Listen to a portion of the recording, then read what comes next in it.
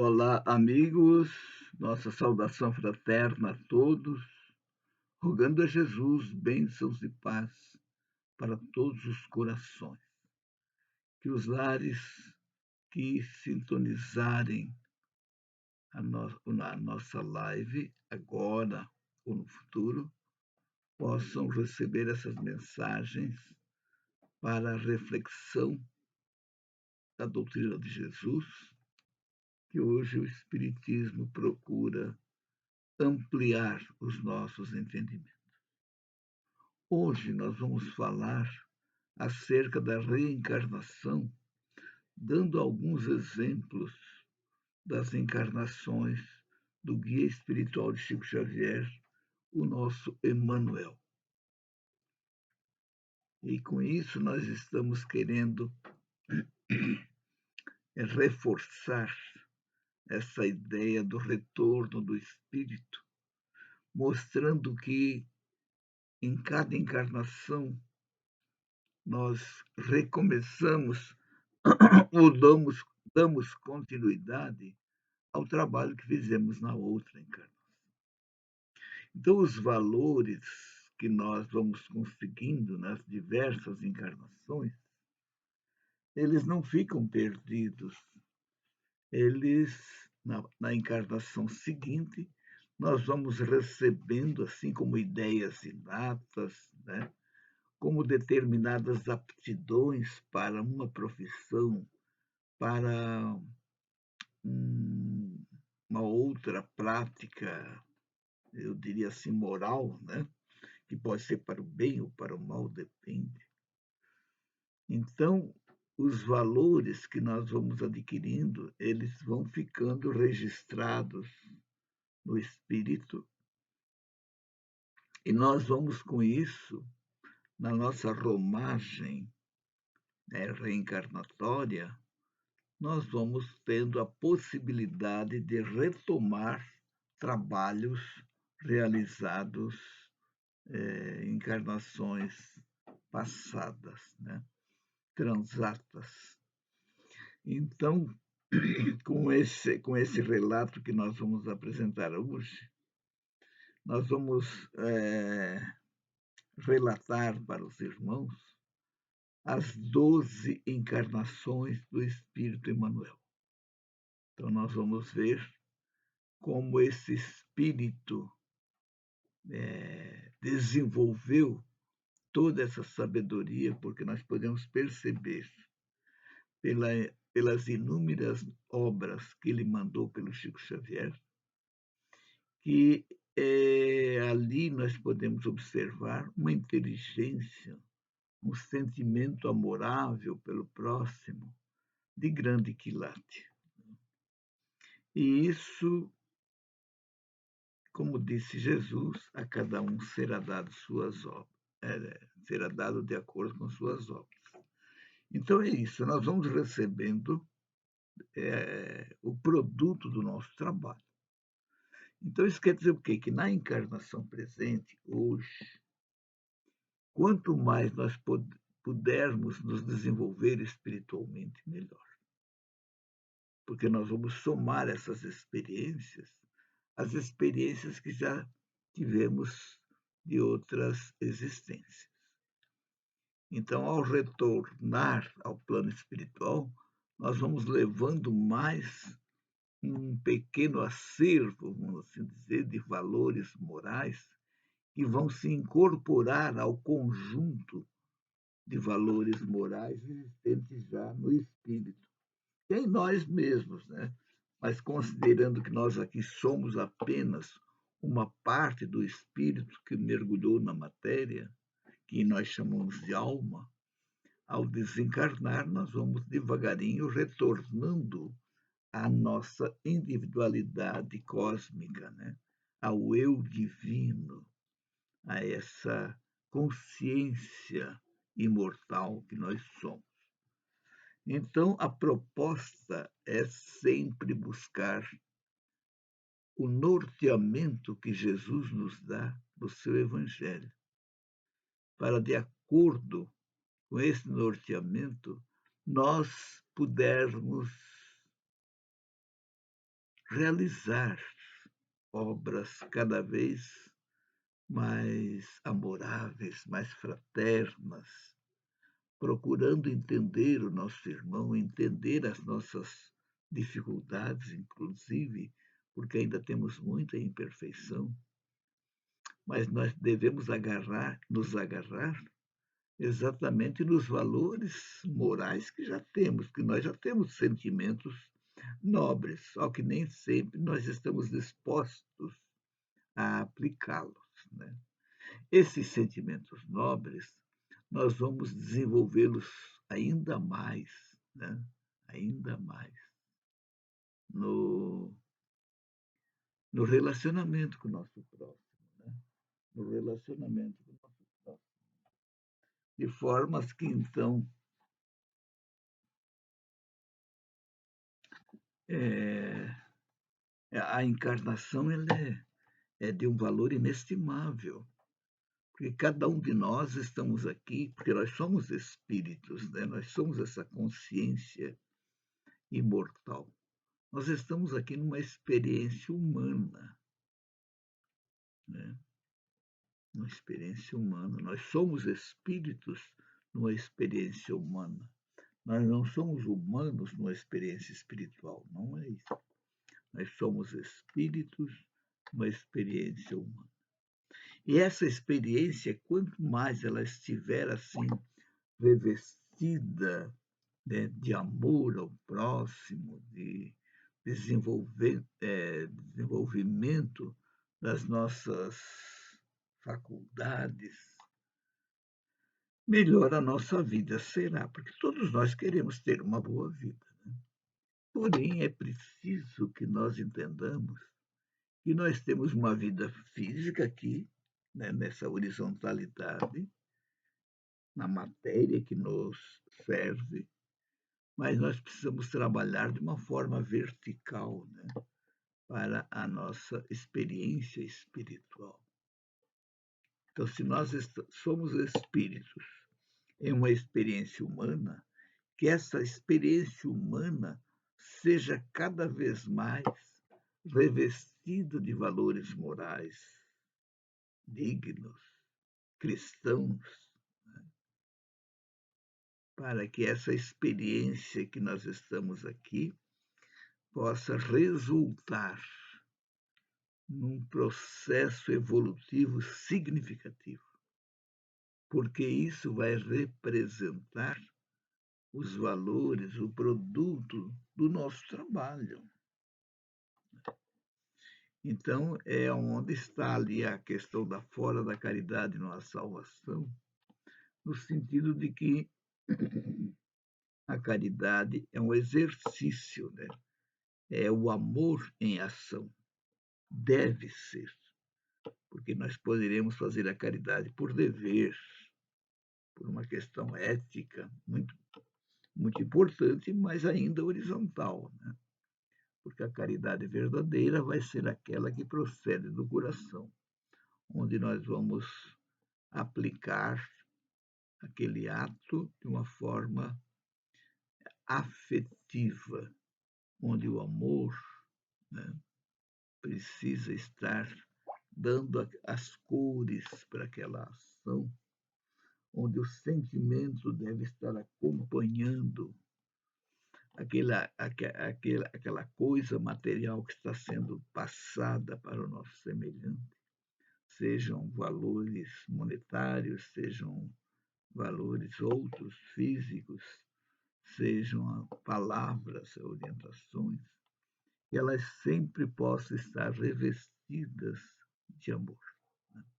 Com isso, nós vamos estar aproveitando essa experiência humana. Mas então vamos às nossas anotações acerca dessas encarnações. Então, os irmãos, nós vamos verificar que de algumas delas nós temos fonte bibliográfica e de outras não, porque muitas delas nós pegamos assim de informações de companheiros que escutaram de Chico Xavier. Eu mesmo pesquisei muito sobre essas questões mas nem todas eu anotei os livros. Então, nós temos aqui, ah, eu diria assim, o compromisso de passar para os irmãos aquilo que nós anotamos e que nós aceitamos, nós entendemos como revelações dignas de serem repassadas para o nosso público. E aqueles que quiserem pesquisar, né, também poderão fazer. A primeira que nós temos aqui é que quando Emmanuel reencarnou no Egito. Lá ele foi um sacerdote, um grão sacerdote, de nome Simas. Nome Simas. Esse grão sacerdote do templo de Amon-Ra, na antiga cidade de Tebas, foi reitor de escola de Tanis e pai da futura rainha Samura Mats, da Babilônia e região. Aí já essas informações, nós temos um livro chamado Semíramis, Semíramis, onde nós vamos encontrar lá o Simas, sacerdote Simas, vamos encontrar Samura Mates, né? Mat, que é a sua filha, como rainha da Babilônia e daquela região toda ali. Ela não reinou só na Babilônia, né? Toda aquela área ali, inclusive Nínive, né? Cidade bastante citada na Bíblia, principalmente lá naquela questão do profeta Jonas, onde ele foi fazer a pregação do arrependimento, né? Então a gente vê ali já demonstrava Simas já uma inteligência, mas não só inteligência, já um sentimento, um amor, porque isso é muito importante que nós entendamos, irmãos. Desenvolver a inteligência, buscar cultura, claro que dá trabalho, mas não é tanto. Que o grande trabalho precisa ser feito é com esforço interno de desenvolver sentimento. Precisamos ser afetivos, gentis, carinhosos com os nossos irmãos, né? E Simas já tinha essas qualidades. E também vamos entender que, apesar dessas qualidades que nós estivermos desenvolvendo, isso não nos isenta de nós passarmos por provas, por expiações. Qual é a grande vantagem de ter esse desenvolvimento afetivo, esse amor dentro de nós? A grande vantagem, a importância desses valores é que, diante das provas e das expiações, nós vamos compreender melhor a justiça divina, onde ele, através das provas, ele está permitindo, né, que nós possamos ir desenvolvendo o nosso processo evolutivo e, através das expiações, nós estivermos, digamos assim, trabalhando, né, todas aqueles desequilíbrios perispirituais, produtos também de situações anteriores, e que vêm ao nosso encontro na forma de doenças, em geral de doenças, em geral de situações, digamos assim, com deformidades físicas, né? Como cegueira, né? Como a mudez, né? A mudez a gente sabe que é por falta de audição. Quem não ouve não aprende e por isso não sabe falar. Mas isso tudo está representando uma estrutura do perispírito nessa região que nós atingimos na existência anterior e desestruturamos, lesamos aquela parte. E agora, com a encarnação, com a dita deformidade, ou enfim, aparente anomalia, né?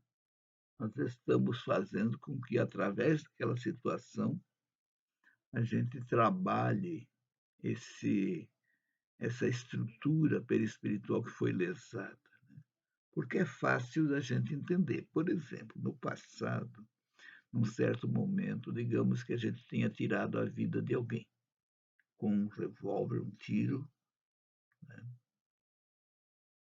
e a vida é assim, aquele projétil que atingiu o nosso irmão, antes de atingi-lo, nós produzimos em nós um dardo mental, que já vai atingir o perispírito. Então, vamos dizer que aquele projétil atingiu o coração e o cidadão desencarnou daquilo. E nós vamos para o mundo espiritual pelo desencarne e acabamos chegando lá com aquela área, com essa lesão. Então, com o tempo, a gente vai receber orientações, tratamento, mas a parte final da solução para aquela lesão vai ser preciso uma nova encarnação. E o novo corpo, ele vai registrar nessa área cardíaca, naquele novo corpo, às vezes já de nascença, a criança já traz um processo cardiológico já. E às vezes esse processo dessa cardiopatia poderá se manifestar só mais tarde, vai depender da gravidade do problema.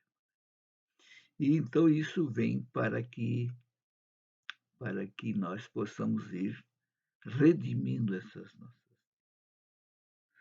Então poderão perguntar assim, mas espera aí, Luiz, só desse jeito que o espírito pode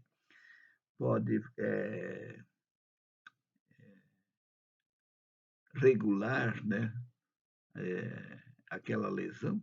Não. Só que nós vamos colocar duas situações, dois homens, dois homicidas no plano espiritual.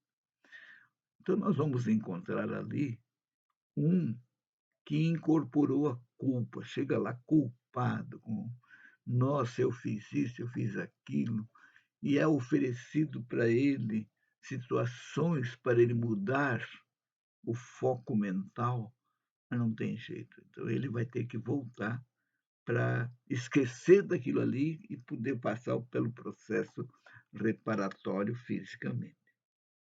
Mas o outro pode chegar no plano espiritual arrependido, sim, mas disposto a trabalhar. Então, ele recebe no plano espiritual orientações, processos educativos e reencarna para ser um cardiologista. Então, ele vai tratar do coração dos outros e, com isso, o seu está sendo tratado. É evidente que nós vamos encontrar médicos cardiologistas que também têm cardiopatia, são cardiopatas também. Só que eles conseguem, através daquelas medicações, né, fazer com que eles levem uma vida praticamente normal e trabalhando na sua profissão de médico cardiologista. Então vejam como é a questão. E quanto mais esse médico trabalhar de forma amorosa com o seu próximo, mais ele estará resolvendo a solução do seu problema sem ter que sofrer com ele. Porque aí o amor vai resolver aquela questão. Aí nós lembramos que Pedro, lá na sua carta, ele vai dizer, né, o apóstolo Pedro, que o amor cobre a multidão de pecados. Ou seja, com o desenvolvimento do amor, nós vamos anulando devagarinho esses registros kármicos, que eu chamo de registros, lesões estruturais. Então, as provas, elas são diferentes das expiações. As provas é para que nós possamos evoluir. E as expiações são para que nós façamos essa terapia. Mas, Luiz, eles também não evoluem? Sim. Aí vai depender de como passam por essas terapias, né? por esses processos mais dolorosos, uns de uma forma direta e outros de forma indireta, como é o caso do médico. Então, quanto mais amor colocar naquelas ações, mais estará conquistando evolução.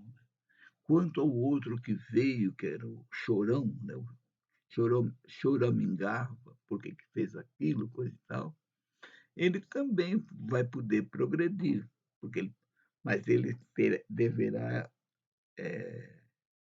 escolher um comportamento de serenidade, de resignação. Se ele fizer isso, ele também vai avançar. Aí vem a pergunta: e se não fizer, ele vai resolver o problema kármico? Claro, com certeza. Só que ele apenas resolve aquele problema kármico. Ele não cresce, ele não evolui, porque nas expiações nós estamos fazendo uma terapia, né? Uma terapia. Mas, irmãos, eu estou vendo que o ponteiro do relógio está correndo, eu vou dar uma apuradinha para poder passar para os irmãos. Então, a outra encarnação que nós temos aqui, ele foi Públio Lentulus Cornelius Sura.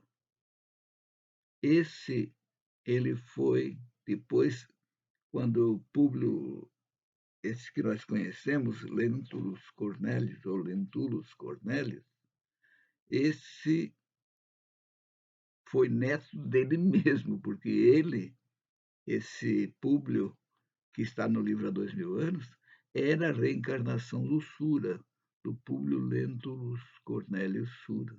Ou seja, esse Cornélio Sura passou a ser o avô dele. Aí vocês podem pensar, espera aí, mas isso pode? Claro que pode. Lá no primeiro mandamento, nós temos ali no livro Evangelho segundo o Espiritismo, né, que Kardec colocou, onde então nós vamos ver aqui no capítulo 1º, né, nós vamos ver aqui no final dos 10 mandamentos, aliás, depois do 7º, né, depois do não roubeis. Kardec vai dizer que isso é uma parte final do primeiro mandamento. Porque eu, o Senhor vosso Deus, sou Deus zeloso, que puno a iniquidade dos pais nos filhos, na terceira e na quarta gerações daqueles que me aborrecem. Eu uso de misericórdia até 1000 gerações daqueles que me amam e guardam os meus mandamentos. Está lá em Êxodo, capítulo 20, versículos 5 a 6. Então, o que aconteceu? Nas traduções, essa parte aqui que diz aqui, porque puno a iniquidade dos pais nos filhos na terceira. Na tradução que interessava mudar, eles botaram até a terceira. Nesse até a terceira seria como Deus fazendo com que os filhos pagassem pelos problemas dos pais. Enquanto que aqui nós vamos ver que esses familiares, como no caso o avô aqui, era o próprio espírito pagando pelo que ele fez lá anterior. Então, na terceira geração, o espírito já pode, ele não pode encarnar como o pai dele, mas como avô, sim. Ok? Então, fica essa explicação para os irmãos. Então, nós temos aqui o Públio Cornélio Sura e depois o Públio Lentulus Cornelius, que foi com essa personalidade aqui que ele teve diante de Jesus, né? Ele fez a escolha pela vida material, né? E aí nós vamos ver a outra encarnação dele, essa já está no livro 50 anos depois. Ali ele foi escravo nestório, nascido na ilha de Chipre. Ele era um cipriota. Nasceu no ano 131 da nossa era e desencarnou no ano 173. Então, o Nestório era de origem judaica, é escravizado e levado até Roma, sua terra natal, na encarnação anterior, quando ele foi o Públio, né? Cristão desde a infância, é condenado à morte devido à sua fidelidade aos ensinamentos de Cristo. A gente vê isso nessa obra, né? 50 anos depois, que esse escravo Nestório é a reencarnação do Públio. Já começando, porque como ele fez uma escolha errada lá atrás, aqui ele já começa a ir recebendo as corrigendas, como todos nós recebemos de Deus. Né?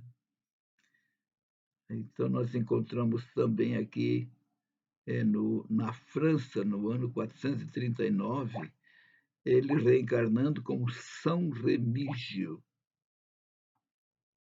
é um santo da Igreja Católica, o maior orador sacro do reino dos francos. Era conhecido como o apóstolo dos pagãos. Era dotado de profundo amor a Deus e ao próximo. Ou seja, ele estava avançando cada vez mais para chegar a ser esse de hoje, o nosso Emmanuel. Né? Também ele foi, na Itália, no século XII, ele foi um cardeal, Cardeal João de São Paulo, conhecido como Cardeal Protetor. Realizou sua obra durante o papado de Inocêncio III, sendo proeminente no Vaticano, ou seja, se destacou lá. Né? Vamos ver o que mais nós temos aqui. Aí também ele veio depois como Padre Manuel da Nóbrega, que também já é conhecido por nós. Aí ele reencarnou em Portugal, depois veio para o Brasil. Né? Isso foi em 1517 e desencarnou em 1570.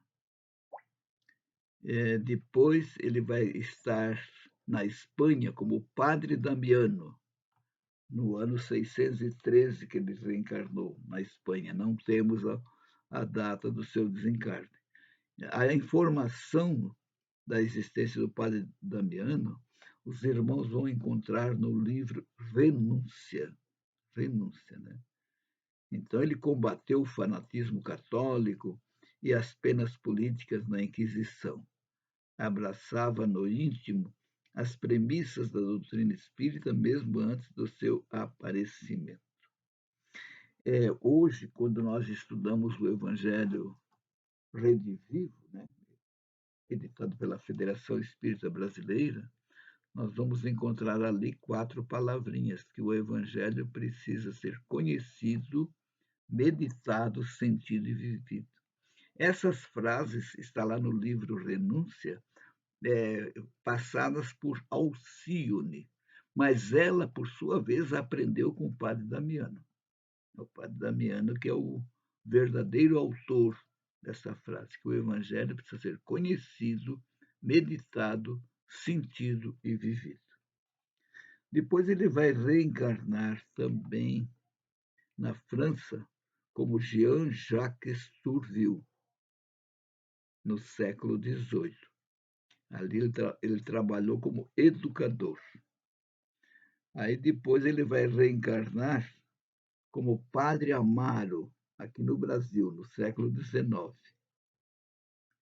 E atualmente a informação que se tem por Chico Xavier, que no ano 2000, agora 2000, Emmanuel reencarnou no estado de São Paulo, em cidade não revelada, onde desempenhará papel de educador. Foi isso que nós falamos há pouco, na introdução do nosso trabalho, que nas encarnações seguintes nós vamos nos ligando à passada, dando sequência ao trabalho que a gente já realizou. Né? Então, a gente percebe isso através das situações que vão se formando como oportunidades, como circunstâncias para nós. Né?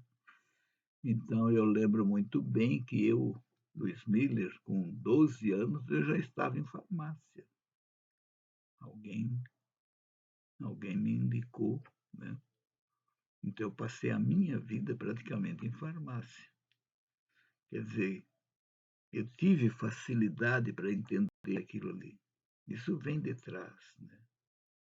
O meu pai que era analfabeto, ele trabalhou numa empresa que havia um engenheiro civil que ensinou para ele como ele ler as plantas. Ele pegou, depois ele só trabalhava com plantas e era absolutamente analfabeto, ou seja, essa experiência ele trouxe do passado. O engenheiro agora só deu alguns detalhes para ele, que depois ele pegou o fio da meada e foi embora, porque estava dentro dele aquela possibilidade.